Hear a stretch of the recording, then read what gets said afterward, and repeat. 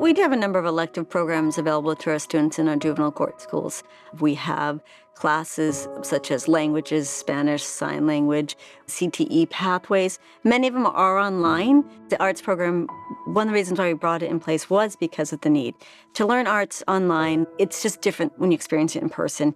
And for our students, they sometimes are a little disengaged from school. So to be able to have something in person and somebody bringing hands-on materials and walking them through it, and for us having experts in the field, that really, one, engages them, but two, shows that we value their education and their participation. When Louisa Higgins from RCOE approached me about doing that, to bring art to as many students as we can, we do the same kind of art projects that we would do in a regular high school.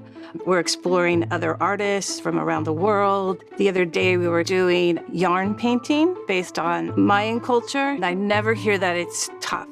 Sometimes they would say, oh, I don't think that's good. But I think explaining the process of when you start a project, you're not finished. So you have to go through it and finish it, and then you see what you've accomplished. I hope what they get out of it is that you are an artist and you can do art anywhere you are.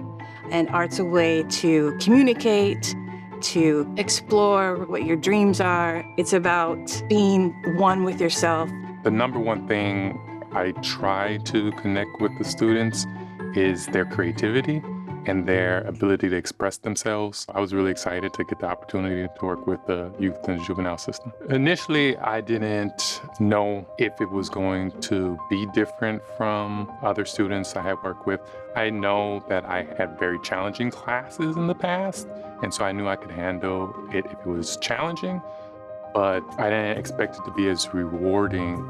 We did some tongue twisters like I Like New York, Unique New York, I Like Unique New York, and I like to call it performance games. And it's a really fun exercise to loosen up so that they can communicate, but also to just be silly. One of the first things we do is the breathing exercise.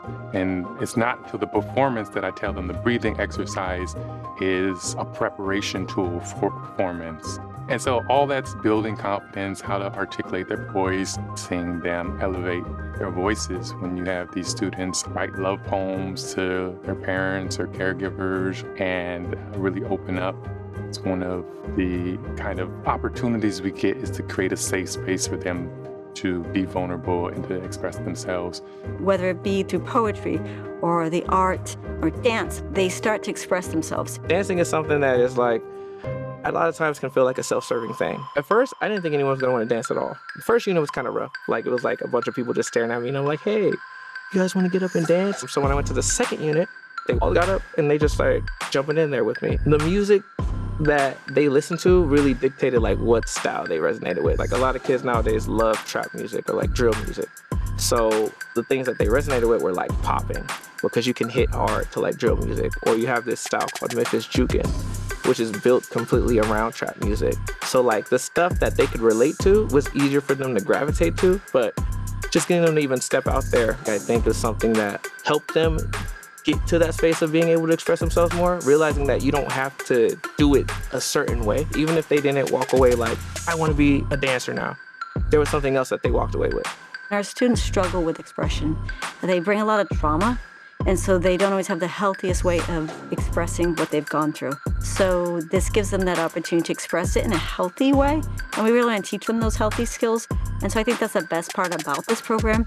We've rotated through different artists so that they could have different ways of expressing themselves, because not everyone is going to want to do the vocal and the poetry and standing up in front of them. There's so much talent in these classrooms, and they just need the material, the opportunity to talk about it, to explore it, and to actually do it. And in creating that safe space, they're able to share their stories and inspire each other. And we're planning into the new year, we're branching out into some of the other programs and really saying how can we continue this and make sure our students get the best opportunity to participate in all the arts and really see them thrive.